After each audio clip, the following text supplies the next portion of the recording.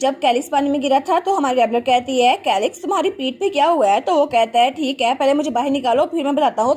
तो वो कहती है ऑफ कोर्स मैं अभी तुम्हें बाहर निकालती हूँ। और उसके बाद उसने उसे बाहर निकाल दिया था। लेकिन तब वो बताता है मुझे सही से याद नहीं है कि मेरे पेरेंट्स के चेहरे कैसे दिखते हैं, लेकिन जो चीज़ मुझे याद है वो ये कि तब एम्पर मेरे सामने था और उसने कहा था वाओ वेरी इंटरेस्टिंग। और तब मेरे पंख निकल आए थे और तब एम्पर ने कहा था अच्छा तो ये है famous power of the dragon. और तब मैं ड्रैगन फॉर्म में कन्वर्ट हो गया था। और तब एम्पर ने बताया था कि ये पावर जनरेशन से सारी फैमिली में ट्रांसफर होती रहती है, लेकिन मैंने कभी सोचा नहीं था कि तुम जैसा कोई लोली इंसान उसके पास ये पावर होगी। और तब सैरिक बहुत ज़्यादा छोटा बच्चा था तो वो कहता है तुम्हारे पेरेंट्स की बजाय मुझे तुम्हें जिंदा रखना चाहिए क्योंकि तुम्हारा मुझे फायदा होने वाला है और इस तरह तुम्हारी पावर मुझे उसको होल्ड करना होगा। लेकिन सैड्रिक जब एम्पर की तरफ देखते हैं तो एम्पर उसकी तरफ हाथ बढ़ाता है। वो कहता है ठीक है तो तुम्हें मैं प्ले करने के लिए एक रोल दूंगा। और तब वो कहता है उसके बाद मेरे पीठ पे जो निशान है ना उसको ड्रैगन की पावर को रिस्ट्रेन करने के लिए बनाया गया है और मैंने 5 साल नॉर्थ के कैसल में गुजारे थे और अभी मैं रिसेंटली यहाँ पर शिफ्ट हुआ हूँ। तो हमारी हीरोइन उसके कपड़े सुखा रही थी। वो कहती है अच्छा तो इसका मतलब है कि ड्रैगन की पावर सच में एग्जिस्ट करती है। वो कहता है हाँ ये ड्रैगन की पावर ये सच में एग्जिस्ट करती है और ये पावर ये मेरे अंदर है और ये ग्रेट एबिलिटी है कि एम्पायर में पहला एम्पर रेस्टर उसके पास भी यही पावर थी। वो कहती है अच्छा, लेकिन वो सोचती है ग्रैंड पावर मुझे यकीन नहीं होता कि ये उसके लिए कर्स बन गया है। वो कहती है एज एक्सपेक्टेड कैलिस। तो कैलिस कहता है हाँ क्या हुआ। वो कहती है तुम तो बहुत ज़्यादा स्ट्रॉन्ग हो आफ्टर ऑल। वो कहता है सच में। तो वो कहती है हाँ बिल्कुल, तुमने 5 साल वहाँ पे अकेले गुजारे और तुम तो वहाँ पे अकेले रहे थे और तुम अभी तक जिंदा हो। हालांकि मेरे साथ ये अभी होना शुरू हुआ है लेकिन तुम तो बहुत ज़्यादा स्ट्रॉन्ग हो। और तब उसका हाथ पकड़ती है और कहती है मैं श्योर हूँ कि इतना भी आसान नहीं था है ना। तो वो सोचता है क्या मैंने अपनी पूरी लाइफ ये सोचते हुए गुजार दी कि मुझे बस डेथ का इंतजार करना है, लेकिन ये मेरे लिए इतनी ज़रा फिक्रमंद हो रही है। और वो सोचता है या फिर मुझे लगा कि मैंने ये सारा टाइम इसलिए गुजारा ताकि मैं तुमसे मिल सकूं। तो वो उसको गले लगा लेता है। वो कहता है फिक्र ना करो वो सब पास में था और अब हम लोग उसको फाइनली पीछे छोड़ सकते हैं। तो वो सोचता है क्योंकि फाइनली मुझे अपनी लाइफ का एक मकसद मिल गया है और मैं कोई ऐसा बनूंगा जो उसको प्रोटेक्ट कर सकूं और इसीलिए मुझे जिंदा रहने का कोई ना कोई तरीका ढूंढना होगा क्योंकि आखिर में जब ये सब कुछ खत्म होगा तो वहाँ पे एम्परर है जो हम पे नजर रखे हुए है और हमें उस टायरेंट एम्परर से दूर जाना है। इसलिए पीछे बैठ के देखना और इंतजार करना मैं ये नहीं करता और मैं आगे बढ़ूंगा और मैं प्रॉमिस करता हूँ कि मैं तुम्हें प्रोटेक्ट करूंगा रेबलर। तब थोड़ी देर बाद वो कहता है ठीक है अब ठंड भारी है हम लोग वापस चलें। वो कहती है हाँ ठीक है लेकिन मुझे माफ कर दो मैं चैनल रोने लग गई थी। वो कहता है नहीं फिक्र ना करो। तो वो कहती है ठीक है तो आज मैं यहीं पर आ लेती हूँ। वो कहता है नहीं इतना भी दूर जाने की जरूरत नहीं है। और तब हमें कुछ दिनों बाद प्रिंस का पैलेस दिखा रहता है और तब हर कोई कहता है रेबलर तो अपने हाथों के साथ बहुत ज्यादा अच्छी है ना, वो हर एक चीज को क्लीन करने में और वॉश करने में किस तरह अच्छी है। तो सारी मेड वहां पर थी वो काम कर रही थी। वो कहती है हाँ उसका नीडल वर्क भी किस तरह लवली है ना।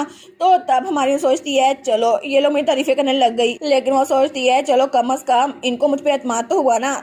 तो तब उसकी एक साथी मेट कहती है मुझे माफ कर दो रेबलर क्योंकि पहले मैं तुम्हारी तरह बहुत ज्यादा अनप्रोफेशनल थी और मैं तुम्हारे साथ बहुत ज्यादा बुरा सलूक करती थी। वो कहती है नहीं इट्स ओके आपको माफी मांगने की जरूरत नहीं है क्योंकि मेरे पास आपकी जो भी मेमोरीज है ना वो बहुत ज्यादा अच्छी हैं। आप तो मुझे डिलीशियस फ्रूट दिया करती थी। वो कहती है क्या।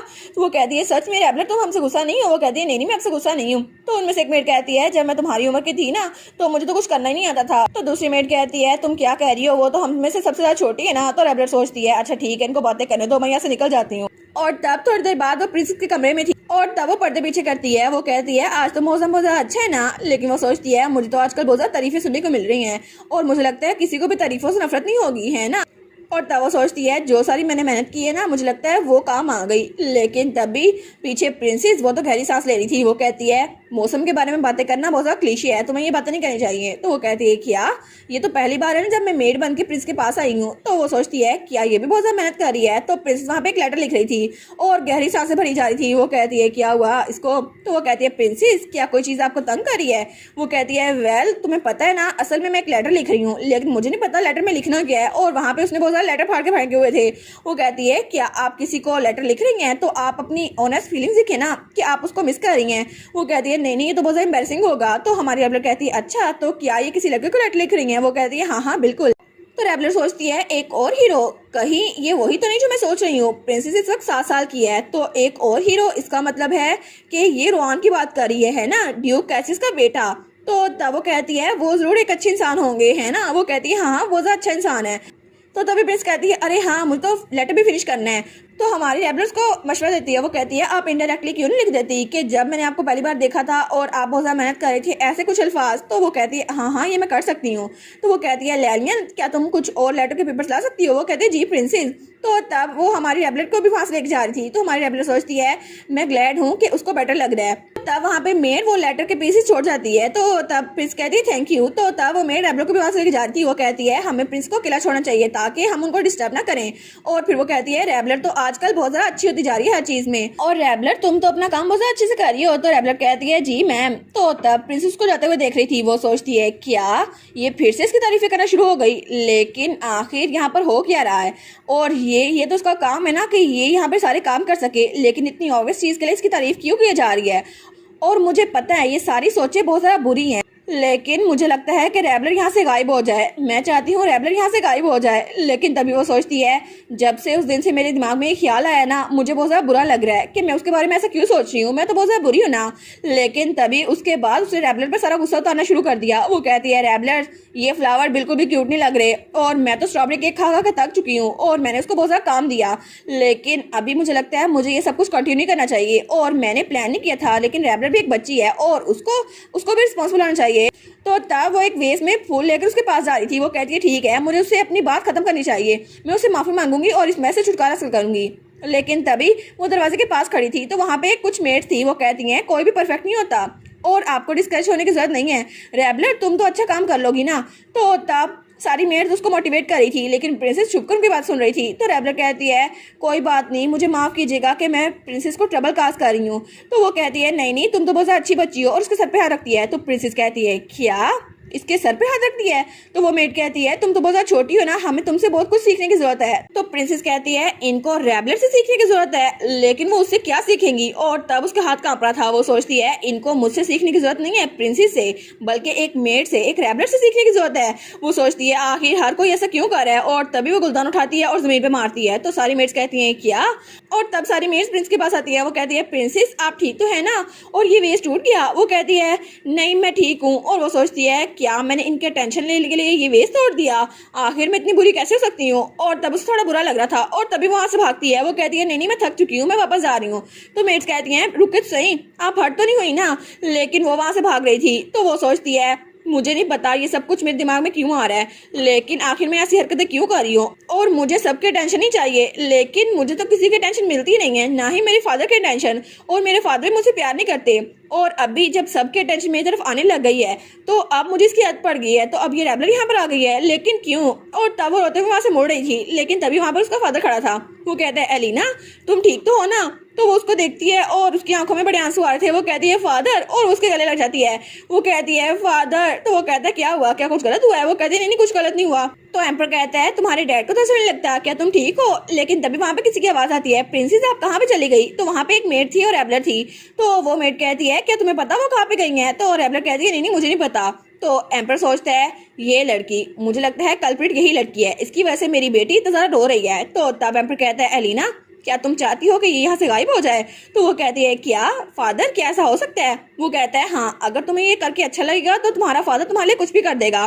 तो वो कहता है हाँ बिल्कुल, अगर तुम चाहो तो उसे माइंस में भेज सकती हो, या फिर उसे एक अबंडन पैलेस में लॉक कर सकती हो। अगर तुम उसके साथ कंफर्टेबल नहीं हो तो उसे बाहर भिजवा दो, या फिर अगर तुम्हें उसके लिए बुरा लग रहा है तो तुम किसी और के जरिए उसको अडॉप्ट करवा सकती हो। वो कहती है क्या मैं ये कर सकती हूँ? वो कहते हैं ऑफ कोर्स, तुमसे ज़्यादा मेरे लिए इंपॉर्टेंट कोई भी नहीं है, और एलिना तुम चाहे जो कुछ मर्जी कहो मैं तुम्हारी बात मानूंगी। तो वो सोचती है मुझे अच्छा लगा कि फादर मेरी साइड पे हैं। वो कहती है कि आप मेरे लिए ये करेंगे? वो कहते हैं हाँ मैं तुम्हारे लिए ये करूंगा। और वो सोचती है ठीक है मैं उसको अडॉप्शन के लिए दे दूंगी, और फिर इस जगह से वो चली जाएगी। और जैसे मेरे फादर ने कहा ये बहुत ज्यादा अच्छा आइडिया है, और फिर मैं और वो दोनों ही खुश रहेंगे। वो मेरे सामने नहीं होगी तो मैं बहुत ज्यादा खुश रहूंगी। और तब हमें एक हफ्ते बाद लॉर्ड्स का हाउस दिखाया जाता है जहाँ पे बहुत सारे लोग थे। तो तब वहाँ पे एम्पर खड़ा था। वो कहता है कुछ वक्त पहले प्रिंसेस की जान एक लड़की ने बचाई थी, और उसके अचीवमेंट के तौर पर मैं चाहता हूँ उसे एक नई फैमिली मिले, लेकिन वो लड़की उसी फैमिली में जाएगी जिसको प्रिंसेस चूज करेगी। तो अगर तुम लोग उस लड़की को लेना चाहते हो तो अपना हाथ खड़ा करो। तो सब लोग कहते हैं क्या उस लड़की को? तो तब वो सोचते हैं प्रिंसेस चाहती है हम उसे अडॉप्ट करें, और इसकी वजह से हमारा इन्फ्लुएंस बढ़ जाएगा, है ना?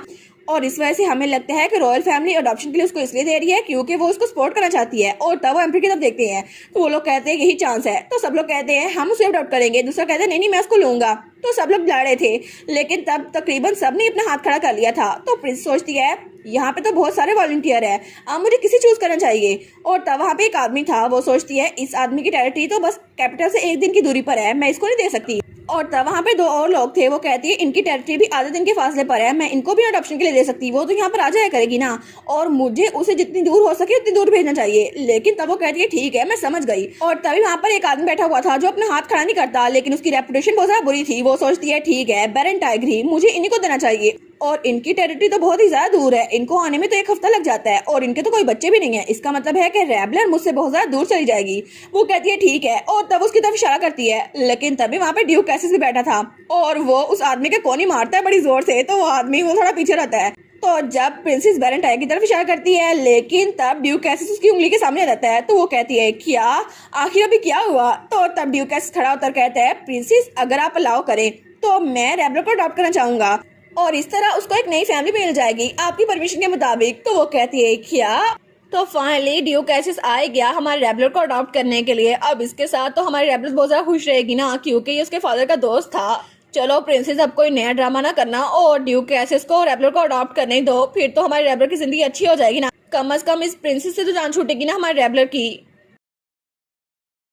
और इसी के साथ ये वाला पार्ट यहीं पर ख़त्म। तो आप लोग बताइएगा आप लोग को ये पार्ट कैसा लगा, और वीडियो को लाइक और चैनल को सब्सक्राइब लाजमी कीजिएगा। बाकी वीडियोस का लिंक भी स्क्रीन पर नज़र आ रहा होगा, तो काइंडली उनको भी चेकआउट कर ले। और thank you so much for watching my videos. Stay safe, bye bye.